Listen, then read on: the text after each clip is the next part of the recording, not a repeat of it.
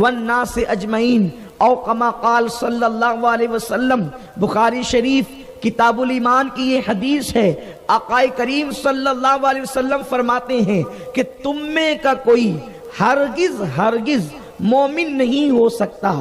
یہاں پر میں یہ ترجمہ ہرگز کا جان بوجھ کر رہا ہوں، اس لیے کہ بہت سارے لوگ حدیث کا ترجمہ کرتے وقت یہ کہتے ہیں کہ تم میں وہ کامل مومن نہیں ہو سکتا، لیکن یہاں پر ایسی کوئی بات نہیں کہی گئی۔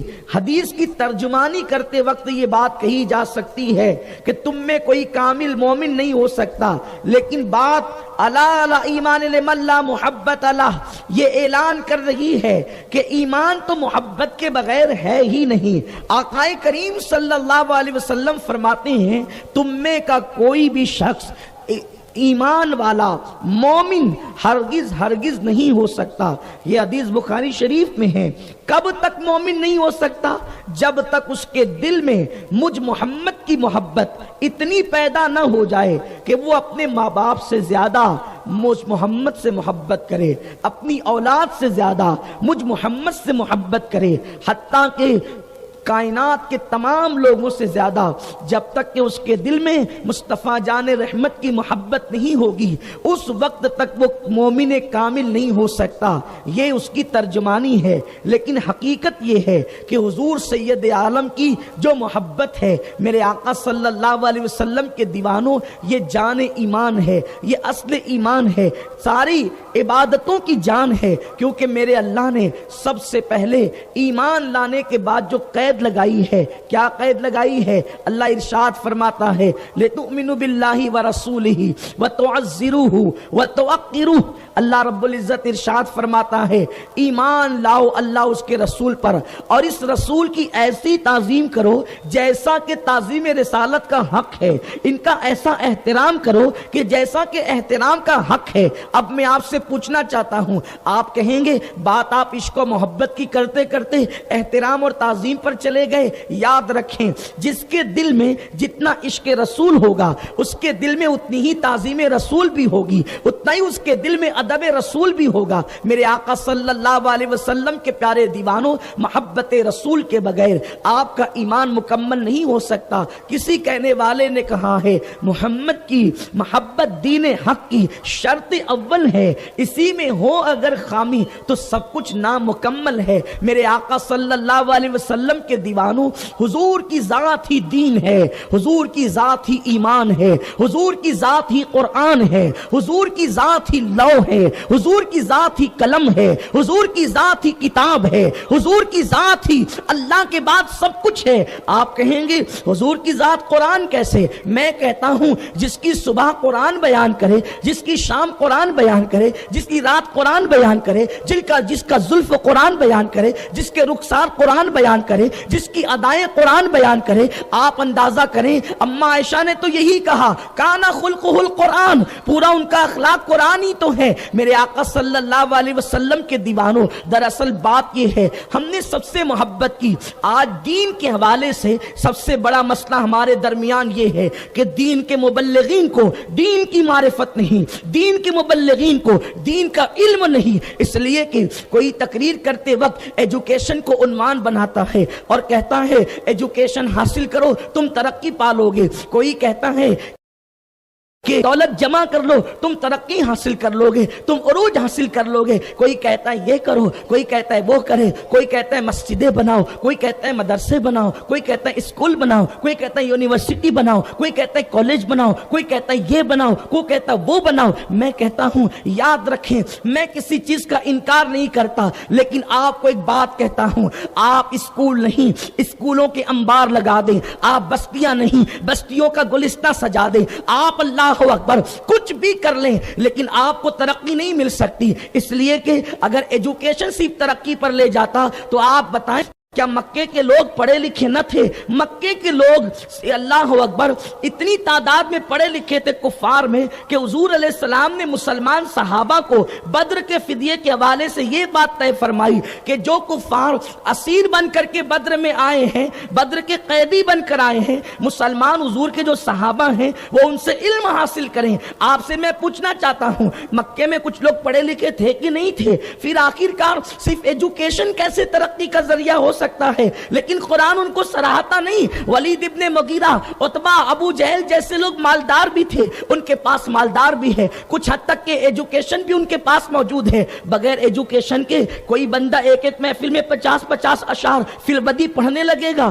آپ ان کی جہالت کی شاعری اٹھا کر کے دیکھیں۔ لیکن جہالت کس چیز کا نام ہے؟ جو ایک محفل میں 50 اشعار فی البدی پڑھ رہا ہو، قرآن اس کو جاہل کہتا ہے، حدیث اس کو جاہل کہتی ہے، اسلام اس کو جاہل کہتا ہے۔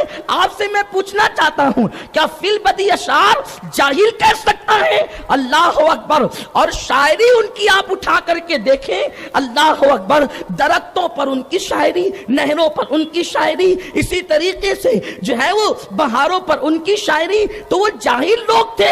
قرآن جو جہالت کہتا ہے ان کو، جہالت کس چیز کا نام ہے؟ جہالت کہتے کسے ہیں؟ تو یاد رکھیں، ان کے پاس ایجوکیشن ہے، لیکن پھر بھی قرآن ان کو جاہل اس لیے کہتا ہے کہ وہ علم کی جان محمد رسول اللہ کو نہیں مانتے، اس لیے قرآن نے ان کو جاہل کہا ہے۔ اللہ اکبر۔ اور کیا ہر صحابی حضور کا پڑھا لکھا تھا؟ حضور کا ہر صحابی پڑھا لکھا تھا؟ سرکار صلی اللہ علیہ وسلم کے کچھ صحابہ تو ایسے بھی تو تھے نا، سرکار کے صحابہ میں کچھ صحابہ ایسے بھی تو تھے نا کہ جن کو مسئلہ پوچھنے کے لیے مجتہد صحابہ کی بارگاہ میں آنا پڑتا تھا۔ اس کا مطلب یہ ہے کہ ہر صحابی کا علمی معیار یکساں نہیں تھا۔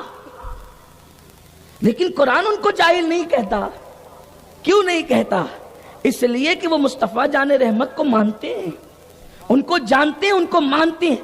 پتہ چلا کہ 8 سال پڑھ کر سر پہ پگڑی باندھ کر بھی اگر حضور کو نہیں جان سکا تو ہے نیرا جاہل، اور کچھ پڑھے بغیر جانے ایمان کی معرفت حاصل کر لی تو پھر وہ اس جاہل سے بہت بہتر ہے۔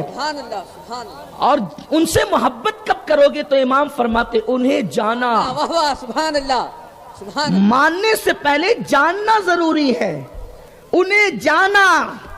جب جانو گے تو پھر انہیں مانا، اور جب مان لو گے تو پھر نہ رکھا غیر سے کام، اور اس کے نتیجے میں للہ الحمد میں دنیا سے مسلمان گیا۔ میری بات آپ سمجھنے کی، پہلے نبی کو جانو، یہ نبی ہے کون، اس نبی کی معرفت حاصل کرو، تبھی محبت رسول پیدا ہوگی، تبھی عشق رسول پیدا ہوگا۔ حضور کیا ہیں؟ حضور کی شان کیا ہے؟ حضور کو کبھی آپ نے جانا؟ آپ تو یہی سمجھ رہے ہیں کہ وہ بازار میں گھومتے ہیں، ہماری طرح انسان ہے، وہ کھانے سے پہلے نمک چکھتے ہیں، ہماری طرح انسان ہے۔ لیکن آئیے میں آپ کے سامنے ایک حدیث پاک کی تشریح پیش کروں تاکہ پتہ چلے حضور ہے کون۔ پہلے ان کو جانو، وہ کون ہے۔ ان کو جانو گے تو مانو گے نا۔ عشق رسول یوں ہی تھوڑی دل میں پیدا ہوگا، ہر ایک کا عشق دل میں پیدا تھوڑی ہوتا ہے۔ عشق پیدا ہونے کے لیے کچھ چیزیں ہوتی ہے، حسن، علم، طاقت، اخلاق، یہ چیزیں ہوتی ہے، تب کہیں جا کر کسی کے لیے عشق پیدا ہوتا ہے۔ ان سب چیزوں کی تشریح نہیں ہو سکتی، لیکن آؤ اپنے نبی کو جانو، اپنے نبی کیسے ہیں۔ وہ حدیث پاک، حضور علیہ السلام اعلان نبوت سے پہلے غار حرا میں بیٹھا کرتے تھے، اللہ کی عبادت کرتے تھے۔ لوگ لات و حبل کو پوچھتے تھے، حضور اللہ کی عبادت کے لیے حرا میں بیٹھتے تھے۔ ایک دن جبریل آئے۔ یہ جبریل کون ہے؟ جبریل علیہ السلام کو جانتے ہو کون ہے؟ یہ سارے فرشتوں کا سردار ہے۔ جبریل جس کو کہتے ہیں یہ سارے فرشتوں کا سردار ہے۔ اور اس جبریل کی طاقت کتنی ہے، قوت کتنی ہے؟ جبریل جب اپنا ایک پر پھیلاتا ہے تو جبریل کا ایک پر مشرق سے لے کے مغرب تک پوری دنیا کو ڈھانپ لیتا ہے۔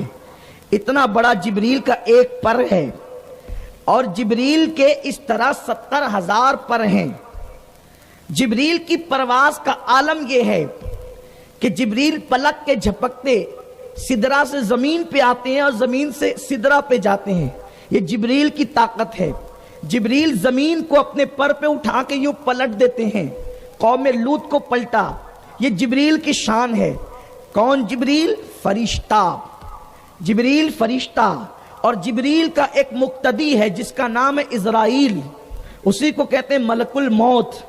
وہ ہر انسان کے گھر میں آتا ہے، اور جس کو دکھ جاتا ہے پھر دوبارہ انسان کسی کو نہیں دیکھتا، انسان دیکھنے سے ہمیشہ کے لیے محروم ہو جاتا ہے۔ اور اس اسرائیل کی طاقت اتنی ہے کہ وہ ایک انگلی رکھتا ہے تو انسان مر جاتا ہے۔ کون؟ اسرائیل۔ اسرائیل کون؟ جبریل کا مقتدی۔ مقتدی کی یہ طاقت، تو جو مقتدا سید الملائکہ ہو، اس جبریل کی طاقت کا عالم کیا ہوگا؟ اب جبریل پہلی مرتبہ اپنی اصل شکل میں حرا کی وادی میں، حرا کے غار میں قدم رکھتا ہے، اور حضور علیہ السلام پر پہلی آیت لے کر آتا ہے اور کہتا ہے اقرا، پڑھیے۔ کس سے کہہ رہا ہے؟ جبریل میرے اور آپ کے نبی سے، معلم کائنات سے، معلم انسانیت سے، حضور سید عالم سے، اقرا پڑھیے۔ سرکار نے جواب دیا، یہ بخاری شریف کی حدیث ہے، ما انا بقاری، میں نہیں پڑھتا۔ کیا کہا؟ ما انا بقاری، میں نہیں پڑھتا۔ لوگ کہتے ہیں حضور نے کہا مجھے پڑھنا نہیں آتا۔ خدا کی عزت کی قسم، اس کا یہ ترجمہ کبھی نہیں ہو سکتا۔ ما انا بقاری، میں نہیں پڑھتا۔ پھر جبریل نے دوسری بار کہا اقرا، پڑھیے۔ آپ نے فرمایا ما انا بقاری، میں نہیں پڑھتا۔ پھر جبریل نے تیسری بار کہا اقرا، پڑھیے۔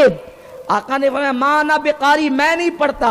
اب حدیث کے الفاظ اتنے ہیں کہ جبریل نے حضور علیہ السلام کی بغل میں اپنے ہاتھ ڈالے۔ اب آقا علیہ السلام نے جب ہاتھ ڈالے تو حضور کے ہاتھ ہو گئے باہر، حضور کے ہاتھ ہو گئے پیچھے، اور جبریل نے حضور کو بھینچا، یعنی دبایا۔ جبریل نے حضور کو دبایا، اور جب جبریل نے دبایا تو پھر جبریل پیچھے ہٹ گئے۔ کون؟ اسرائیل کا امام سید الملائکہ پیچھے ہٹ گئے۔ پھر دوسری بار دبایا، پھر پیچھے ہٹ گئے، پھر تیسری بار دبایا، پھر پیچھے ہٹ گئے، اور پھر کا اقرا بسم ربک الذی خلق، پڑھیے اپنے رب کے نام سے حضور نے پڑھا۔ اب حضور کو جانیے حضور کیا ہیں۔ جس نبی کا میلاد منایا، جس کے عشق و محبت کی بات کرنے بیٹھے، پہلے ان کو جانیے وہ ہیں کون، ان کی شان کیا ہے۔ سب سے بڑا فرشتہ، فرشتوں کا سردار، حضور کی بارگاہ میں آ کر حضور کو دباتا ہے تو لوگ کیا کہتے ہیں؟ دیکھو جبریل نے حضور کو دبایا، بھینچا، تو دبانے کے بعد حضور کو پڑھنا آ گیا، اور حضور علیہ السلام تھک گئے، تھر تھر کانپنے لگے۔ ہم کہتے ہیں یہ قصہ نہ بناؤ، یہ جھوٹ ہے۔ حضرت علامہ مفتی محدث علی سہارنپوری رحمت اللہ تعالی علیہ اپنی شرح میں بخاری شریف کی حدیث کی تشریح کرتے ہوئے فرماتے ہیں کہ جبریل نے جب حضور کو دبایا تو دبانے کے بعد حضور علیہ السلام کو دباتے ہوئے جبریل پسینے پسینے ہو گئے اور جبریل تھک گئے۔ حضور کو دبانے کے بعد وہ دبا نہیں سکے۔ اچھا، حضور علیہ السلام کو کہ بغل میں انہوں نے ہاتھ ڈالی تھی، اگر حضور کے ہاتھوں سمیت دباتے تو ہاتھوں کی طاقت سے دبانے والا پہلے ہی جو ہے وہ معذور ہو جاتا ہے، لیکن جبریل جانتے ہیں یہ اور ہے میں اور ہوں، اس لیے ہاتھ باہر کر کے کسی کو دبانا آسان ہوتا ہے۔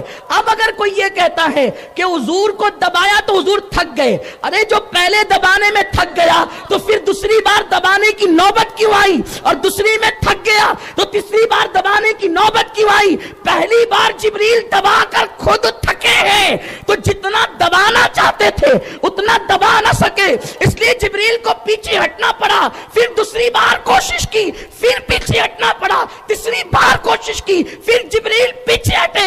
پتا چلا جہاں جبریل کی ہمت جواب دیتی ہے وہ مصطفیٰ جان رحمت کی طاقت ہے۔ سبحان اللہ، سبحان اللہ، سبحان اللہ۔ نعرہ تکبیر، نعرہ رسالت، نعرہ رسالت، عظمت مصطفیٰ، سبحان اللہ سبحان اللہ۔ ایسا اپنا نبی ہے۔ تو بات کیا ہوتی ہے؟ جب آدمی عاجز آ جاتا ہے نا، جب آدمی عاجز ہے، میں کہتا ہوں حافظ صاحب اٹھو یہاں سے، یہاں بیٹھو، بولے نہیں میں نہیں بیٹھتا۔ حافظ صاحب یہاں سے اٹھو یہاں بیٹھو، نہیں میں نہیں آتا۔ اللہ کا واسطہ حافظ صاحب ادھر آ جاؤ۔ یہ کیا ہے نا، اللہ کا واسطہ، یہ عاجزی ہے۔ میرے کہنے پہ نہیں آتا، اللہ کا واسطہ دے رہا ہوں، اب تو آ جا قربان۔ اب اس آیت کی یوں اس کی عکاسی ہو رہی ہے، اقرا پڑھیے، میں نہیں پڑھتا۔ اور جبریل تو غلام ہے، تیرے کہنے پہ تھوڑی پڑھوں گا۔ حضور پڑھیے، میں نہیں پڑھتا۔ پھر اقرا بسم ربک الذی، حضور میرے کہنے پر نہیں، اپنے اللہ کے نام سے تو پڑھیے۔ یہ اپنے نبی کی شان ہے۔ دیکھا، جس کی طاقت کے سامنے جبریل کی طاقت جواب دے، وہ میرے اور آپ کے نبی کی طاقت ہے۔ اور حسن ایسا کہ یہ جبریل خود ایک دن آ کے ٹکٹکی باندھ کر حضور کو دیکھ رہے ہیں۔ سرکار نے کہا جبریل کیا دیکھتا ہے؟ عرض کی حضور میں نے مشرق دیکھا، مغرب دیکھا، شمال دیکھا، جنوب دیکھا، آپ جیسا میں نے کسی کو نہیں دیکھا۔ میں نے آپ جیسا کسی کو نہیں دیکھا۔ میں کہتا ہوں جبریل کو یہ کہنا چاہیے تھا کہ میں نے مشرق و مغرب، شمال و جنوب دیکھا، آپ بھی عام بشر ہیں، آپ اور بھی آپ کی طرح لوگ ہیں، جیسا کہ آج کل لوگ کہتے ہیں نبی ہماری طرح ہیں، اور جبریل کو نہیں دکھا کہ کچھ حضور کی طرح بھی ہیں؟ تیری آنکھیں زیادہ دیکھتی ہے کہ حضور جبریل کی آنکھیں زیادہ دیکھتی ہیں؟ یہ تو مسلک جبریل کے خلاف ہے، یہ مسلک جبریل کے خلاف ہے۔ حضور ہماری طرح ہیں۔ جبریل کہتا ہے حضور میں نے پوری کائنات دیکھی، اور یہ دیکھی نہیں صرف کا، بلکہ میں نے کائنات کے الٹ پلٹ کر دیکھا، کائنات کو الٹ پلٹ کر دیکھا، آپ جیسا مجھے کوئی نظر نہیں آیا۔ کس دور میں کہہ رہے ہیں جبریل؟ جب ابو بکر جیسا موجود ہے، عمر ابن خطاب جیسا موجود ہے، عثمان غنی جیسا موجود ہے، مولا علی جیسا موجود ہے۔ یعنی ابو بکر صدیق کے بارے میں جبریل کا عقیدہ یہ ہے، وہ صدیق صحابہ کا امام ہو سکتا ہے لیکن وہ نبیوں کے امام کے برابر نہیں۔ جب صحابہ کا امام نبیوں کے امام کے برابر نہیں ہو سکتا تو اللہ اکبر، مسجد کا امام نبیوں کے امام کے برابر کیسے ہو سکتا ہے؟ ہم اپنی لوگوں کو، ہماری قوم کو یہی سمجھا رہے ہیں حضور کو جانو، حضور ہیں کیا چیز، حضور کو مانو، حضور ہے کیا چیز، اس لیے کہ ابھی تک تو آپ کو پتا نہیں ہے کہ جس نبی کا کلمہ پڑھتے اس نبی کی شان کیا ہے۔ میرے آقا صلی اللہ علیہ وسلم کے دیوانوں، تو جبریل کہتے ہیں حضور میں نے آپ کی طرح کسی کو نہیں دیکھا، اور یہ بات آسان بھی کہتے ہیں، وَأَحْسَنُ مِنْكَ لَمْ تَرَ قَطُّ عَيْنِي وَأَجْمَلُ مِنْكَ لَمْ تَلِدِ النِّسَاءُ خُلِقْتَ مُبَرَّأً مِنْ كُلِّ عَيْبٍ كَأَنَّكَ قَدْ خُلِقْتَ كَمَا تَشَاءُ۔ یا رسول اللہ آپ جیسا میں نے کسی کو نہیں دیکھا۔ صحابہ کہتے ہیں آپ جیسے میں نے کسی کو نہیں دیکھا۔ حضور خود بخاری شریف کی حدیث فرماتے ہیں ایجکم مثلی، تم میں کون میری طرح ہے؟ صحابہ کرام کو نہیں پتا تھا حضور ہماری طرح ہے۔ قل انما انا بشر مثلکم، صحابہ نے نہیں پڑھا تھا یہ آیت، تو صحابہ کرام سے حضور نے کہا جن لوگوں کے سامنے یہ آیت نازل ہوئی تھی ان سے حضور کہہ رہے ہیں ایجکم مثلی، تم میں کون میری طرح ہے؟ لیکن صحابہ کرام کا عقیدہ یہ تھا حضور آپ کی طرح کون ہو سکتا ہے؟ لم یاتی نظیرک فی نظر مثلے تو نہ شد پیدا جانا، جگراج کو تاج تورے سر سوہے، ہے تجھ کو شہے دو سرا جانا، وہ کمال حسن حضور ہے کہ گمان نقص جہاں نہیں، یہی پھول خار سے دور ہے، یہی شمع ہے کہ دعا نہیں، کروں تیرے نام پہ جہاں فدا، نہ بس ایک جہاں دو جہاں فدا، دو جہاں سے بھی نہیں جی بھرا، کروں کیا کروڑوں جہاں نہیں۔ میرے آقا کی شان کیا ہے؟ بس ایک حدیث پاک پڑھ کر اپنی گفتگو کو اصل عنوان کی طرف لاؤں۔ جس رسول کی محبت کی بات کر رہے ہیں، جب تک رسول پاک کا تعارف ہی آپ کو معلوم نہیں ہوگا اس رسول کی محبت آپ کے دل میں کیسے پیدا ہوگی؟ بدر کا ماحول ہے، بدر کی جنگ ختم ہو گئی ہے، جنگ بدر کا اختتام ہو گیا ہے، اور میرے سرکار صحابہ کو نماز پڑھا رہے ہیں۔ آقا کریم صحابہ کو نماز پڑھاتے پڑھاتے حضور علیہ السلام ہنسنے لگے۔ آپ توجہ فرمائیں، غور کریں، اگر مسجد کا امام نماز پڑھاتے پڑھاتے ہنسے تو آپ کہیں گے بھئی یہ کیا ہو گیا، مسجد کا امام نماز میں ہنس رہا ہے؟ اور اس کے بعد لیکن بات اتنی ہے، جو شریف مقتدی ہوں گے نا ان کو پتا بھی نہیں ہوگا کہ مسجد کا امام ہنس رہا ہے کہ رو رہا ہے، اس لیے کہ وہ تو نظریں نیچی کر کے نماز پڑھیں گے، اور یہی نماز پڑھنے کا طریقہ بھی ہے۔ لیکن اللہ اکبر، ان شریفوں کی بات کروں جن کے قدموں سے شرافت وابستہ ہو کر معراج پاتی ہے، اس صف کے اندر ابو بکر ہے، عمر ہے، علی مرتضیٰ ہے، اللہ اکبر، میرے آقا کریم کے صحابہ ہیں، اور سرکار علیہ السلام نماز کی حالت میں مسکرائے، آقا کریم مسکرائے، میدان میں نماز ہو رہی ہے، حضور مسکرائے۔ نماز کے بعد صحابہ نے پوچھا یا رسول اللہ آپ کیوں نماز میں مسکرا رہے تھے؟ اس کا مطلب یہ ہے، یہ بات تفسیر مظہری میں قاضی ثناء اللہ پانی پتی رحمت اللہ علیہ نے لکھا ہے۔ کیا لکھا ہے؟ صحابہ نے پوچھا حضور آپ نماز میں کیوں مسکرا رہے تھے؟ حضور کو پوچھنا چاہیے تھا کہ تم نماز میں نماز پڑھ رہے تھے کہ میرا منہ دیکھ رہے تھے؟ آپ غور فرمائیں، نماز پڑھنا چاہیے کہ امام کا منہ تکنا چاہیے؟ اس سے پتا چلا صاحبو، حضور علیہ السلام کے صحابہ ایسے تھے، وہ عبادت اللہ کی کرتے تھے، چہرہ عبادت مصطفیٰ کا تکتے تھے، سرکار کا رخ دعا تکتے تھے، ان کو عشق تھا حضور سے، اللہ کی نماز بھی حضور کو دیکھتے تھے۔ اور امام بن کے حضور آگے کھڑے، بتائیے نا اگر امام آگے کھڑا ہو تو یوں ہی نظر پڑ جائے گی ایسے ہی؟ جب تک کہ یوں جھاک تاک نہ ہو تو بتاؤ چہرہ دکھ سکتا ہے؟ اور وہ بھی ہنسنا مسکرانا۔ صحابہ کرام حضور کیوں مسکرائے؟ سرکار نے یہ نہیں پوچھا کہ تم مجھے دیکھ رہے تھے کہ نماز پڑھ رہے تھے، ان کو معلوم ہے کہ نماز کی معراج ہے، حضور کا خیال نماز میں آ جائے تو نماز کی معراج ہے، امام الانبیاء کا چہرہ نماز میں دکھے تو نماز کی معراج ہے۔ آقا نے فرمایا کہ مسکرانے کی وجہ یہ ہے کہ فرشتوں کا سردار جبریل 4000 فرشتوں کو یا 7000 فرشتوں کو لے کر آپ لوگوں کی مدد کے لیے آیا، اور جب ہم جنگ جیت گئے، کام مکمل ہو گیا، تو جبریل گیا، اور جبریل جب گیا تو اس نے آسمان کے دروازے پہ دستک دی، دروازہ کھولو، آسمان کے دروازے پہ دستک دی۔ یہ جبریل کہاں جا رہے ہیں؟ اپنے گھر جا رہے ہیں۔ آپ مجھے بتائیں اپنے گھر جانے کے لیے کسی کو اجازت کی ضرورت ہوتی ہے؟ آپ جلسے میں آئے، گھر والوں سے اجازت لے کر آئے ہوں گے، لیکن جب آپ جلسے سے واپس جائیں گے تو آپ کو اجازت ہوگی حافظ غفران صاحب اچھا میں جاؤں؟ نہیں کہیں گے تو کیا آپ یہاں روڈ پہ بیٹھے رہیں گے؟ ارے اپنے گھر سے آئے ہیں، گھر جانے کے لیے کسی کو اجازت کی ضرورت نہیں ہوتی۔ اور یہ صاحب مظہری لکھ رہے ہیں کہ آقا کریم علیہ السلام فرماتے میں نماز پڑھ رہا تھا، اور نماز میں میں نے دیکھا کہ جبریل دروازے پر، آسمان کے دروازے پہ دستک دے رہا ہے۔ اللہ نے فرمایا نہیں کھولنا،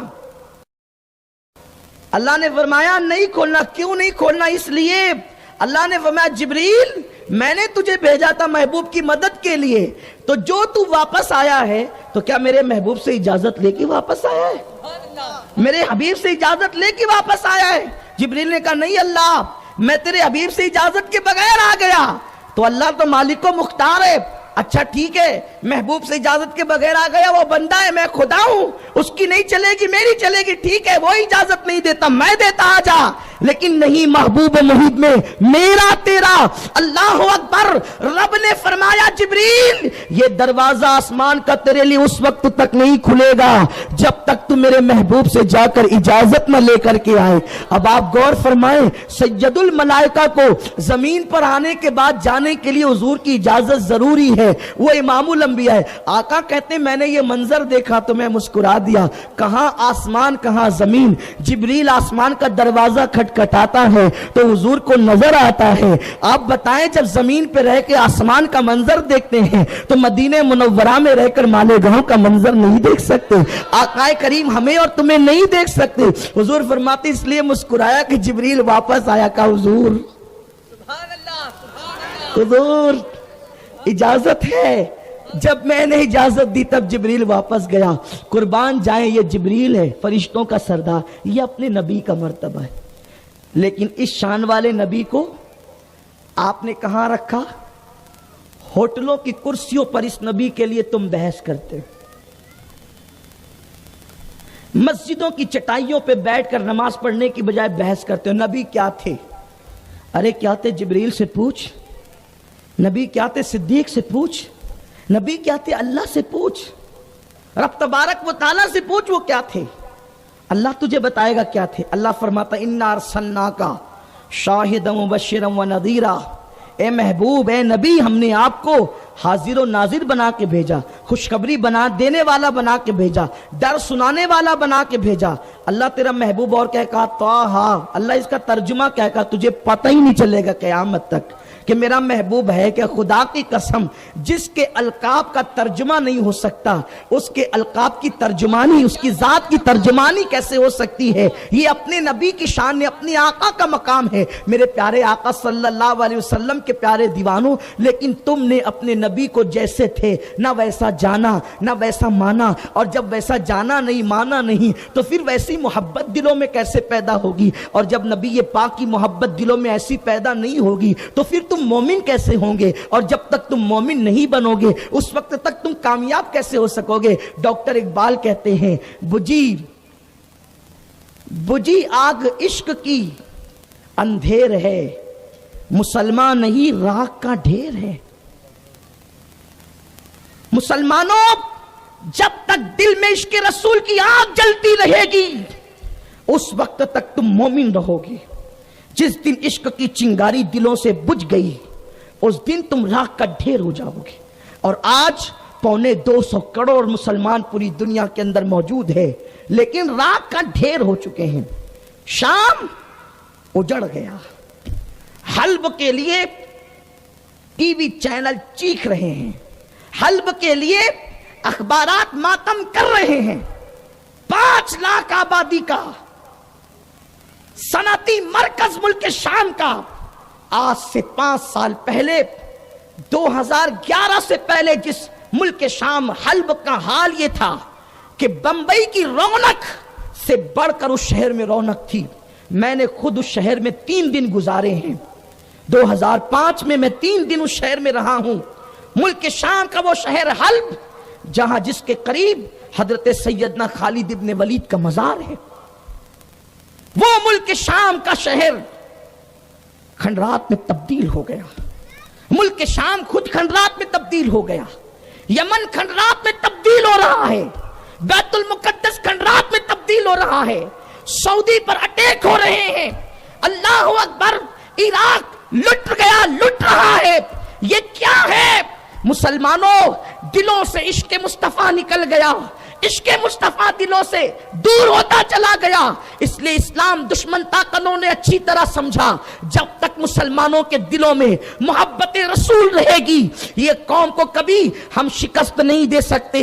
مسلمان فاقہ کش ہوتا ہے، مسلمان ننگا ہوتا ہے، بھوکا ہوتا ہے، لیکن پھر بھی مسلمان کہیں پر شکست نہیں کھاتا، اس لیے کہ مسلمان عشق رسول کی بنیاد پر جنگ جیتتا ہے، عشق رسول کی بنیاد پر میدان مارتا ہے۔ مسلمان جہاں ڈٹ جاتا ہے محبت رسول میں ڈٹتا ہے، دنیا کی کوئی طاقت اس کا کچھ بگاڑ نہیں سکتی۔ اسی لیے ڈاکٹر اقبال نے 1 صدی پہلے رونا رویا تھا، یہ فاقہ کش کہ موت سے ڈرتا نہیں ذرا، روح محمد اس کے بدن سے نکال دو، فکر عرب کو دے کے فرنگی تخیلات اسلام کو حجاز و یمن سے نکال دو۔ آج میرے آقا صلی اللہ علیہ وسلم کے پیارے دیوانوں، جو مذہب اسلام غالب ہونے کے لیے آیا تھا، بالخصوص میں اپنے نوجوانوں سے مخاطب ہوں، یاد رکھنا، آپ سوچتے ہوں گے یہ شام اور عراق کی بات کیوں کرتے ہیں، یہ دنیا کے دوسرے ممالک کی بات کیوں کرتے ہیں؟ اس لیے کرتے ہیں کہ جب پڑوسی کا گھر جلتا ہے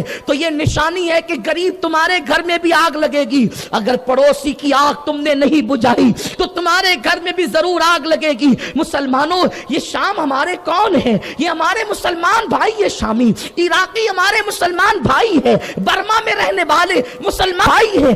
جہاں بھی مسلمان بستا ہے اس سے ہمارا خون کا رشتہ ہونا یہ ہو، ہمارا کلمے کا رشتہ ہے، ایمان کا رشتہ ہے۔ لیکن اسلام دشمن طاقتوں نے صلیبی جنگوں کے بعد یہ طے کیا کہ مسلمانوں سے اب ہم میدان میں کبھی جنگ نہیں کریں گے، بلکہ مسلمانوں کو آپس میں لڑائیں گے اور ان کے دلوں سے محبت رسول نکالیں گے، ان کے دلوں سے عشق رسول نکالیں گے۔ اور کیا ہوا؟ وہ مسلمان جو کبھی حضور علیہ السلام کی مدحت کرتا تھا، وہ مسلمان جو کبھی حضور کی دیوانگی کے اندر سب کچھ لٹا دیتا تھا، آج وہ مسلمان عقل کے ترازو پر اپنے نبی کو تولنے کی کوشش کر رہا ہے۔ عقل عیار ہے، 100 بھیس بنا لیتی ہے، عشق بیچارہ نہ ملا نہ حکیم. اللہ اکبر. اس لیے عشق کو عشق کے ترازو میں رکھیے. عشق اور عقل کیا ہے؟ بے خطر کود پڑا آتش نمرود میں عشق عقل ہے. محو تماشائے لبے بام ابھی. جب تک کہ امت میں عشق مصطفیٰ کا سور نہیں پھونکا جائے گا اس وقت تک یہ قوم راک کا ڈھیر رہے گی. جیسے مردے میں جان نہیں ہوتی, مردہ کچھ کر نہیں سکتا, اسی طریقے سے تم کچھ نہیں کر سکو گے. دنیا تم پر غالب آ جائے گی, دنیا تمہیں زیر کرے گی, دنیا تمہیں تباہ کر دے گی, دنیا تمہیں بھیک مانگنے پہ مجبور کر دے گی, دنیا تمہاری بیٹیوں کی آبرو کا سودا کرے گی, دنیا تمہارے گھروں کو آگ لگا دے گی. دنیا کے اندر تم اللہ اکبر فقیر اور بھکاری بن کر کے گھومو گے. اس لیے کہ عشق مصطفیٰ ایمان کی جان ہے. عرب کے بدوؤں کو جس نے کیسر و کسریٰ کا تاجدار بنایا وہ عشق مصطفیٰ کی برکت ہے. میرے آقا علیہ السلام کے پیارے دیوانوں, عرب کے ان صحرا نشینوں کو جس نے فاتح بدر و حنین بنایا وہ عشق مصطفیٰ ہے. آج تم اپنے نبی کو ناپنے تولنے چلے ہو. آج اللہ اکبر وہ جوان جن کو استنجا کا طریقہ نہیں پتا, وہ نبی کے بارے میں یہ کہتا ہے وہ نور تھے یا بشر تھے. کوئی کہتا ہے نور تھے, کوئی کہتا ہے بشر تھے. میں نے کہا نورانیت اور بشریت ابھی جو ہے اللہ اکبر ان کی صفتوں کے حوالے سے جو ہے وہ متعارف ہو رہی ہے. اس سے بھی بڑھ کر اللہ نے ان کا مرتبہ بنایا ہے, اس سے بھی بڑھ کر اللہ نے ان کی شان بنائی ہے. میرے آقا علیہ السلام کے پیارے دیوانوں, جو تلووں پر اپنا سر ملتا ہے وہ جبریل کو نور مان رہے ہو, اور جس کے تلووں پہ سر ملا جا رہا ہے اس کو نور ماننے کے لیے تیار نہیں. میں تم سے پوچھنا چاہتا ہوں, جب بھی عظمت رسالت کی بات کی جاتی ہے, جب بھی آقا کی دیوانگی کی بات کی جاتی ہے, میرا نوجوان اڑ جاتا ہے یہ کہاں لکھا ہے, وہ کہاں لکھا ہے. میں کہتا ہوں میرے عزیز, عشق کی باتیں لکھی نہیں جاتی, عشق وہ سبق ہے. جب عشق آتا ہے تو آداب عشق خود آ جاتے ہیں. دو عالم سے کرتی ہے بیگانہ دل کو عجب چیز ہے لذت آشنائی. تو عشق کر کے تو دیکھ, تجھے پتا چلے گا اس کی لذتیں کیا ہے, اس کی تاثیر کیا ہے, اس میں جلنا کیا ہے, اس میں جو ہے وہ اللہ اکبر بے قرار اور مضطرب ہونا کیا ہے. میں ایک بات تم سے پوچھوں, آپ بتائیں کیا یہ حدیث بخاری شریف کے اندر نہیں کہ میرے آقا صلی اللہ علیہ وسلم جس وقت وضو فرماتے تھے حضور علیہ السلام کے وضو کے پانی کے قطرات زمین پر صحابہ گرنے نہیں دیتے تھے. آپ سے میں پوچھنا چاہتا ہوں, اس حدیث کو تو سب مانتے ہو نا. اے میری قوم کے جوانوں, آج اس فقیر بے نوا فقیر قادری کے دل کی فریاد سنو. آپ نے میرے دل کا عنوان رکھا ہے عشق مصطفیٰ, لیکن میں اپنے عنوان سے ہٹنے کی کوشش نہیں کر رہا ہوں. میں اپنی بات آپ کے سامنے رکھنا چاہتا ہوں, اس لیے کہ تمہارا اثاثہ چلا گیا, تمہاری مڑی چلی گئی, تمہاری اصل قیمت چلی گئی, تمہارا اصل مال چلا گیا, تمہارا راس المال چلا گیا. اس لیے کہ جس قوم کا راس المال اصل مڑی ختم ہو جاتی ہے اس کو کبھی منافع نہیں مل سکتا. راس المال کسے کہتے ہیں؟ کاروبار میں جو اپنی رقم لگاتے ہیں اس کو راس المال اور مڑی کہتے ہیں. اگر وہ گھٹنا شروع ہو جائے تو پھر انسان کبھی نقصان سے بچ نہیں سکتا. مسلمانوں, جسے عشق مصطفیٰ کہتے ہیں وہ راس المال ہے, وہ مڑی ہے ایمان کی, وہ جان ایمان ہے. اللہ اکبر, تمہارے دلوں کے اندر سے عشق مصطفیٰ یہود و نصارہ نے نکالنے کی کوشش کی. میری قوم کے جوانوں, یہاں سے لے کے وہاں تک عشق مصطفیٰ کے نام پر سردی میں کھڑے رہنے والوں, بیٹھنے والوں, میری بات سمجھنے کی کوشش کرو. آپ بتائیں, اگر میلاد النبی کی بات آ جائے ہر آدمی کہنے لگتا ہے یہ کہاں لکھا ہے. لکھا بتا رہے ہیں, پھر بھی کہاں لکھا ہے. حضور کی حیاتی کی بات ہے, حضور زندہ ہے, کہاں لکھا ہے. یہ کہاں لکھا ہے. انگوٹھے چومنا کہاں لکھا ہے. حضور حاضر ہے, کہاں لکھا ہے. حضور دیکھ رہے کہاں لکھا ہے. حضور موجود ہے, کہاں لکھا ہے. حضور کی شان یہ کہاں لکھا ہے. آپ کو سب جگہ لکھا بتائیں گے, لیکن میرا ایک سوال آپ سے ہے. آپ میرے پاس آ کر کے بیٹھے, ہمارے علماء کے پاس آ کر بیٹھے, اللہ کی عزت کی قسم, سنی جو کرتے ہیں اور علماء اہل سنت جس کی تائید کرتے ہیں, قرآن حدیث میں نہ بتا دوں تو آپ جو چاہیں ہمارے ساتھ سلوک کر سکتے ہیں, آپ غلامی لکھ کر لے سکتے ہیں, آپ جو چاہیں انعام منہ مانگا مانگ سکتے ہیں, ہم آپ کو دینے تیار ہیں. لیکن بات اتنی ہے, ایک سوال میرا ہے, کیا یہ حدیث کو سارے لوگ نہیں مانتے؟ امت امت کے 73 فرقے کے لوگ نہیں مانتے کہ حضور صلی اللہ علیہ وسلم جب وضو فرماتے تھے تو صحابہ آپ کے ارد گرد جمع ہو جاتے تھے اور حضور کے وضو کے پانی کے قطرات کو صحابہ زمین پہ گرنے نہیں دیتے تھے. کوئی چہرے پہ ملتا, کوئی سینے پہ ملتا, بلکہ کبھی کبھی حالت یہ ہوتی کہ جس کو پانی نہیں ملتا, جس کا ہاتھ پانی سے تر ہو جاتا, دوسرا صحابی اس ہاتھ سے ہاتھ ٹچ کر کے برکت لیتا اور اپنے چہرے اور اپنے سینے پہ ملتا. آپ سے صرف اتنا پوچھنا چاہتا ہوں, میرا 72 فرقوں کے قائدین کو, اسکالروں کو, سب کو یہ سوال ہے, آپ مجھے بتائیں صدیق اکبر کو حضور نے کب کہا تھا, عمر ابن خطاب کو کب کہا تھا, عثمان و علی کو کب کہا تھا, سعد و سعید کو کب کہا تھا, طلحہ و زبیر کو کب کہا تھا کہ جب میں وضو کیا کروں تو میرے وضو کے پانی کے قطرات زمین پہ گرنے نہیں دینا, بلکہ اس کو اٹھا کر کے جو ہے وہ اپنے چہرے پہ مل لینا, اپنے سینے پہ مل لینا, اپنے بدن پہ مل لینا, اور اس کے لیے جو ہے وہ ایک دوسرے کے ہاتھوں سے ہاتھ ٹچ کرنا نہ قرآن میں ہے نہ حدیث میں ہے. پھر صحابہ یہ کرتے کیوں تھے؟ اس لیے کہ صحابہ کو حضور نے یہ نہیں کہا تھا, عشق کی باتوں میں حکم نہیں دیا جاتا, جہاں حکم دیا جاتا ہے وہ چیز قانون بن جاتی ہے, اور عشق قانون سے بلند ہوا کرتا ہے, عشق قانون سے بلند ہوا کرتا ہے. اب میں بہت اہم نقطے کی طرف آ رہا ہوں, توجہ فرمائیں, اگر بات سمجھ سکتے ہیں تو سمجھے.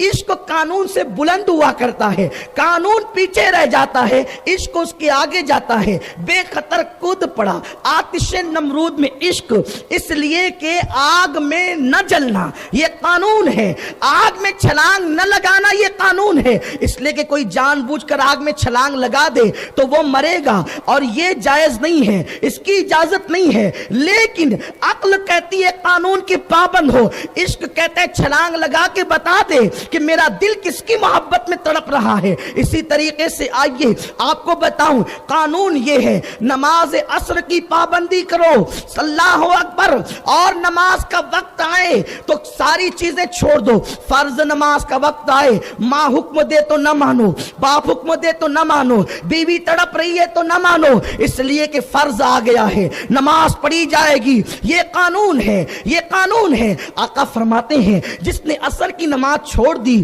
ایسا میں یہ گمان کرتا ہوں اس کے سارے اعمال برباد ہو جاتے ہیں. یہ قانون ہے, عصر کی نماز چھوڑنے والے کے اعمال برباد, یہ قانون ہے. من ترک الصلاۃ متعمدا فقد کفر, جس نے ایک وقت کی نماز چھوڑ دی, حدیث کا ظاہر مفہوم وہ کافر ہو گیا. مومن اور کافر کے درمیان امتیاز نماز ہے, یہ قانون ہے. نماز نہ پڑھ کے بیٹھنے والا مجرم ہے, یہ قانون ہے. لیکن اب آئیے, یہ قانون ایک طرف ہے, اب صحابہ کا مسلک بیان کر رہا ہوں, کیونکہ امام احمد رضا سے پہلے میں صحابہ کو پیش کرنا چاہتا ہوں, ورنہ آپ یہ کہیں گے آپ نے تو اپنے اعلیٰ حضرت کی بات کر دی.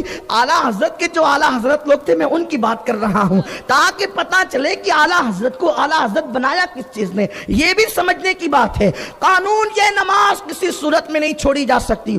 فقہ حنفی میں تو یہاں تک کی تاکید ہے کہ اگر کوئی بندہ جنگ ہار چکا ہو, جنگ ہارنے کے بعد وہ جان بچا کے بھاگ رہا ہو, دشمن اس کے پیچھے بھاگ رہا ہو, نماز کا آخری وقت آ جائے, وہ بھاگتے بھاگتے نماز کی کم از کم نیت کر لے تاکہ قیامت کے دن اس سے پوچھ نہ ہو. اس طرح اور بھی سختیاں ہیں, بتاؤں گا تو دنگ رہ جاؤ گے, لیکن اس کے اندر نہیں پڑتا. لیکن آئیے, مقام صحبہ میں ایک جوان ہے, بڑا حسین و جمیل ہے, بڑا خوبصورت ہے, بڑا خوبصیرت ہے. اس کو جوان سے حضور کو پیار بڑا ہے, اتنا پیار ہے کہ حضور سید عالم نے اس کو اپنا بھائی بھی کہا, اپنا داماد بھی بنایا, اور اس کے بعد اس کے بڑے مرتبے عطا کیے. اس جوان کے لیے حضور نے فرمایا سب کو علم کا ایک حصہ دیا, 9 اس جوان کو عطا کیا. جوان اس لیے کہہ رہا ہوں کہ میرے نزدیک لافتہ ہے, میرے نزدیک لافتہ ہے. علی قیامت تک جوان ہے, کیونکہ حضور نے جو جوان کہہ دیا, حدیث سے ہٹ کر کوئی بات نہیں کرنا چاہتا. اس جوان سے پیار بہت ہے, اور آقا کریم صلی اللہ علیہ وسلم نے کہا اس جوان سے, اس کا نام خیر سے علی ہے, اور وہ ولیوں کا ولی ہے, اس کے گھر میں خیر ہی خیر ہے, اس کے بچے جانے امامت ہے, اس کی بیوی آبروئے انسانیت ہے، اس کی بیوی جنتی جوانوں کی سردار ہے، اس کا سسر نبیوں کا امام ہے، اس کا بڑا بھائی انبیاء کا تاجدار ہے، اس کا بڑا بھائی صاحب معراج ہے، صاحب براق ہے۔ اللہ اکبر۔ اس پر میں گفتگو کروں تو کس شان سے کروں، لیکن وقت کہتا ہے تھوڑا ٹھہر، عشق کہتا ہے اب آگے بڑھ، اور آپ کی توجہ چاہتا ہوں، عشق رسول پہ گفتگو سننے آئے ہو۔ قانون ہے، نماز کسی حالت میں چھوڑی نہیں جا سکتی، جو چھوڑے مجرم ہے، قانون ہے۔ لیکن نبی نے فرمایا اس جوان سے، علی مجھے نیند آتی ہے، پلٹی مار تاکہ تھوڑی دیر لیٹ کر آرام کروں۔ حضور لیٹ گئے، سو گئے، آنکھ لگی، وہ جوان نے کہا حرکت بھی نہیں کی، بیٹھا رہا، سورج کو دیکھتا رہا، تکتا رہا۔ قانون اور عشق کا امتحان ہو رہا ہے، بے خطر کود پڑا آتش نمرود میں عشق۔ میرے محلے کا کوئی نمازی ہوتا یا کوئی رمضان پورے کا تو وہ کہتا اٹھو اٹھو، نماز چھوٹتی ہے۔ لیکن علی بتا رہا ہے تجھے پتا نہیں ہے نماز کسے کہتے ہیں، تم ہو نظر کے سامنے، میری نماز ہے یہ۔ اس لیے عشق کے امتحان، عشق قانون سے اوپر ہوتا ہے، یہ بات خاص یاد رکھیں۔ اور بات علی کی پیش کر رہا ہوں، الخصائص الکبریٰ ہے، شواہد النبوہ ہے نا۔ علی پلتی مار کے بیٹھے ہیں، حضور ان کے زانوں پہ سر رکھ کے سو رہے ہیں۔ آپ سے ایک بات پوچھوں،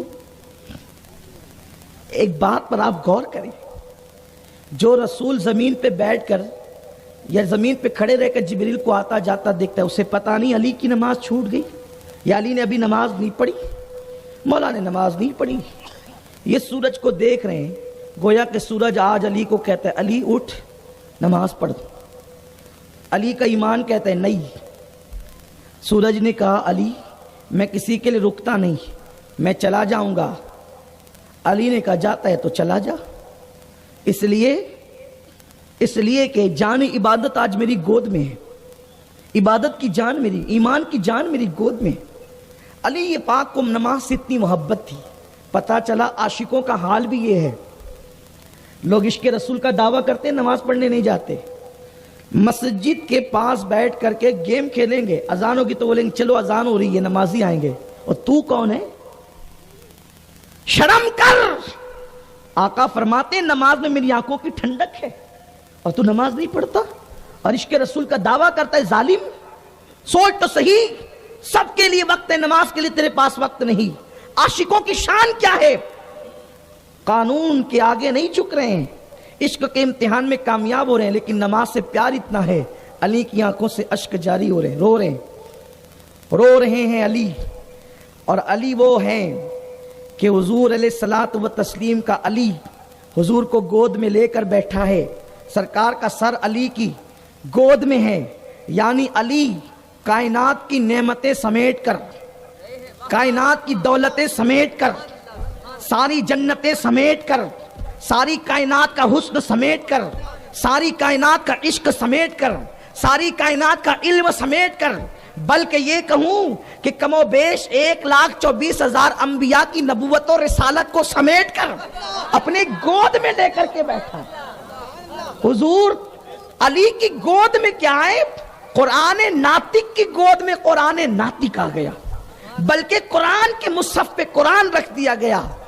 لیکن علی رو رہے، آنکھ سے آنسو نکلے داڑھی پر، اس جوان کی داڑھی سے حضور کے چہرے پر آنکھیں کھلی۔ کیا ہوا علی؟ حضور میری نماز۔ کیا ہوا؟ نماز نہیں پڑھی؟ نہیں یار، سورج ڈوب گیا، نماز قضا ہوگی۔ دیکھا قانون ہے، نماز پڑھو، اور حضور کا عشق ہے، مجھے لے کر کے بیٹھو۔ اب تو کوئی یہ عبادت نہیں کر سکتا، اس لیے آپ کو بہانہ نہیں مل سکتا کہ ہم بھی یہ کر رہے ہیں۔ نہیں، آپ کو یہ سعادت ابھی نہیں ملے گی، کیونکہ وہ علی تھے نا۔ علی کی شان، علی کی شان ہے نا۔ علی جیسا کون ہے؟ علی جیسا کون ہے؟ ایک دن میں نے سوچا اللہ، میرے رب، میرے کریم، تو نے مریم کو بغیر شوہر کے بیٹا دیا، اللہ اگر شوہر کے بعد دیتا تو بیچاری مریم پہ اتنے الزامات کیوں لگتے؟ شوہر دے دیتا، تیرے لیے کوئی بڑی بات تو تھی نہیں۔ تو نے بغیر کسی کو جوڑے کے تو پیدا نہیں کیا. اللہ ایک مریم کو شوہر دے دیتا تو کیا ہو جاتا؟ قدرت کا نقیب کہے گا نادان تجھے پتا نہیں، اگر مریم کو شوہر دیتا نا تو کائنات میں 2 عورتوں کو میں نے بطول بنایا، ایک مریم بطول ایک فاطمہ بطول. تو قیامت کے دن مریم کا شوہر کہتا تیری بیوی بھی بطول میری بھی، تو جیسا تو ویسا میں.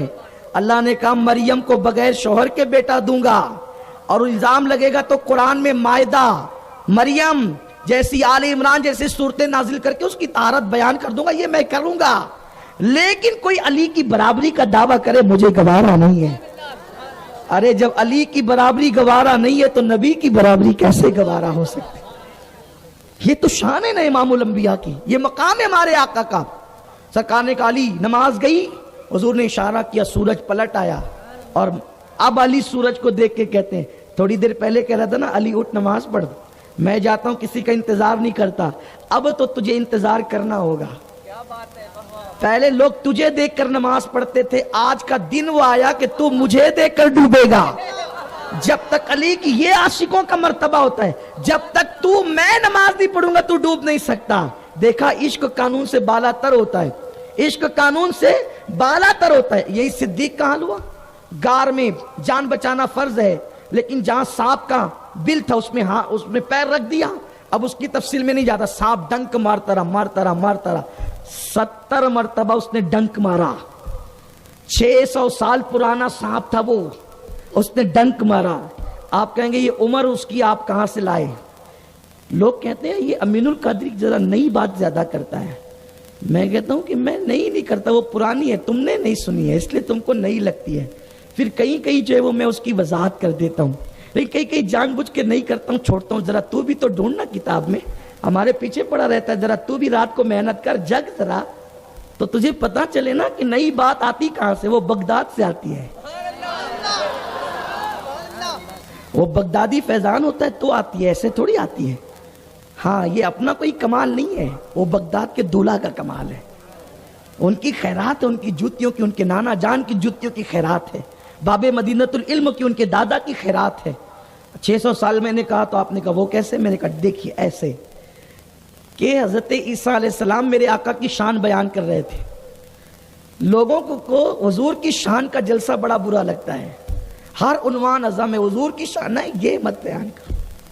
ارے سارے نبی یہی بیان کرنے آئے تھے. عیسیٰ بیان کرنے شان مصطفیٰ، وہاں سانپ بیٹھ کے سن رہا ہے، سانپ بیٹھ کر حضور کی شان سن رہا ہے. جب سب چلے گئے تو وہ آیا عیسیٰ، اور جس سونے کی شان تو بیان کر رہا تھا، جس رخ والدعا کا تذکرہ تو کر رہا تھا، ذرا بتانا وہ ملے گا کہاں؟ وہ کہا تو سانپ ہے اور تو ہے اس وقت یہاں بیت المقدس میں. بس میں اتنا جانتا ہوں کہ وہ مکہ میں پیدا ہوگا، مدینہ ہجرت کرے گا. تو ایک کام کر، ہجرت جب وہ کرے گا تو وہ 3 دن تک غار ثور میں رکے گا.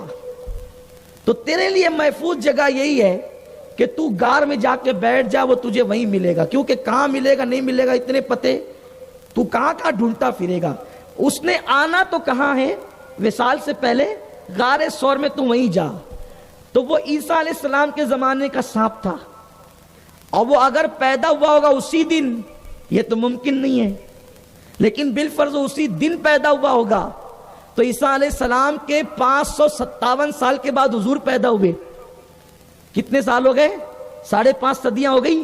حضور علیہ السلام نے ہجرت کی 53 سال کی عمر میں. کتنے سال ہو گئے حافظ جی؟ 600 ہو گئے؟ صحیح عرض کیا میں نے؟ دیکھو ایسا حساب آتا ہے. کتنے سال پرانا، حالانکہ اس سے زیادہ اس کی عمر ہوگی نا، وہ اسی دن تھوڑی پیدا ہوا تھا. 600 سال پرانا سانپ. اور ماہرین کہتے ہیں کہ سانپ جتنا پرانا ہوگا اتنا زہر اس کا زیادہ ہوگا، ہے نا. 600 سال پرانا سانپ. صدیق کو 70 مرتبہ ڈنک مار رہا ہے. صدیق اکبر نے پیر نہیں ہٹایا. صدیق یہ سوچتے ہیں کہ میں ہٹاؤں گا تو میرے محبوب کو تکلیف ہوگی. میں عشق اسے کہتے ہیں، جو جانتے ہیں وہ مانتے ہیں، جو مانتے ہیں وہ یوں عشق کرتے ہیں. عشق رسول اس کا نام ہے. یا اللہ آپ پر تو غضب، بجلیاں گرتی ہے آپ پر. تو حضور کی شان سن کر، آپ کو نہیں کہہ رہا ہوں، آپ پر نہیں، آپ تو شان سننے کے لیے بیٹھے اور جم کے بیٹھے. اتنی سردی میں بڑے سے بڑا کوئی مشاعرہ کوئی پروگرام ہوتا تو لوگ نہیں ٹکتے، لیکن یہ حضور کا عشق ہے کہ سب کھڑے ہو کر کے سن رہے ہو، بیٹھ کے سن رہے ہو، اور ایسی زور سے سبحان اللہ بھی کہہ رہے ہو کہ لگتا کہ سردی ختم ہو چکی ہے، اس شان سے آپ سبحان اللہ کہہ رہے ہیں۔ اور یہ سبحان اللہ کیا ہے؟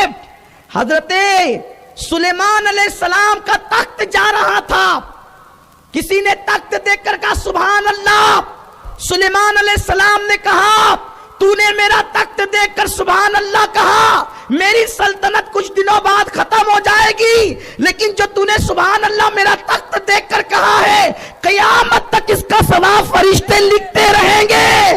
ارے جس نے سلیمان کی شان دیکھ کر سبحان اللہ کہا، قیامت تک فرشتوں کا قلم چل رہا ہے۔ جس نے مصطفیٰ جان رحمت کی شان سن کر سبحان اللہ کہا، پھر اس کی سبحان اللہ پر کتنی سبحان اللہ۔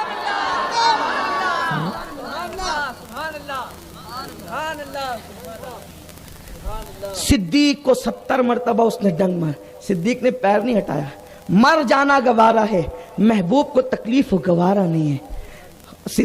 وہاں وہی منظر ہوا، آنسو نکلے سرکار کے چہرے پہ، سرکار نے کہا کیا ہوا؟ حضور سانپ نے ڈس لیا 70 بار، حضور نے لعاب نکالا لگا دیا۔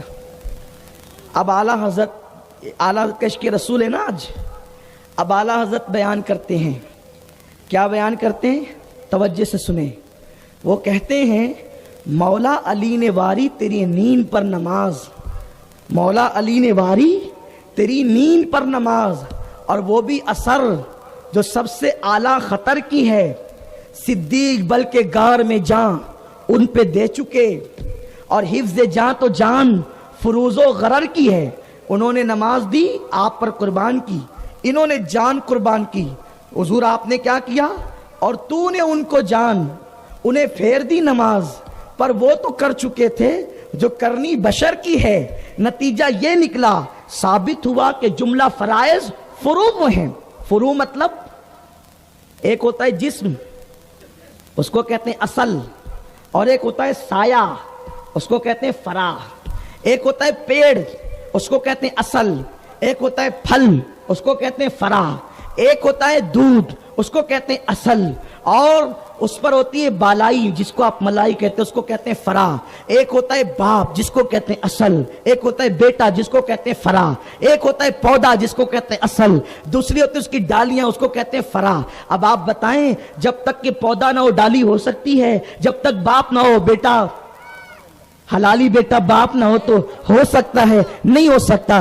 دودھ نہ ہو تو بالائی ہو سکتی ہے، جسم نہ ہو تو سایہ ہو سکتا ہے۔ اعلیٰ حضرت کا عشق رسول کہتا ہے ثابت ہوا کہ جملہ فرائض فروع ہیں۔ فروع مطلب جیسے دودھ کے بغیر بالائی نہیں، جسم کے بغیر سایہ نہیں، جس طریقے سے درخت کے بغیر پھل نہیں، جس طریقے سے پودے کے بغیر ڈالیاں نہیں، اسی طرح آپ کے بغیر یا رسول اللہ نہ نماز ہے، نہ روزہ ہے، نہ حج ہے، نہ زکوٰۃ ہے، نہ خیرات ہے، نہ صدقات ہے، یہ سب آپ کی وجہ سے ہے۔ ثابت ہوا کہ جملہ فرائض فروع ہیں، اصل اصول بندگی اس تاجور کی ہے۔ سچی بات تو یہ کہ آپ کی اطاعت کروانا مقصد ہے، ورنہ یہ سارے فرائض فروع ہیں۔ تو میرے آقا صلی اللہ علیہ وسلم کے دیوانوں، عشق مصطفیٰ صلی اللہ علیہ وسلم جان ایمان ہے۔ جب تک آقا سے عشق نہیں کرو گے، آقا سے محبت نہیں کرو گے، اس وقت تک ایمان نہیں ملے گا، ایمان کامل نہیں ہوگا، اور ایمان کامل نہیں ہوگا تو یوں ہی اسی طرح تباہ ہوتے رہو گے۔ آؤ حضور سے عشق کریں، لیکن عشق کرنے کا طریقہ کیا ہے؟ آقا پر فدا ہو جائیں، ان کا ذکر کریں، ان کی نعتیں سنیں، ان کے فرامین پہ عمل کریں۔